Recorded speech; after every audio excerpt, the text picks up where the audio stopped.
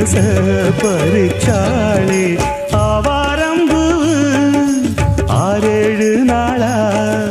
நாம் போகும் பாதையில் காத்திருக்கு ஒன்று மூக்கு ஏன் நம்ம வேத்திருக்கு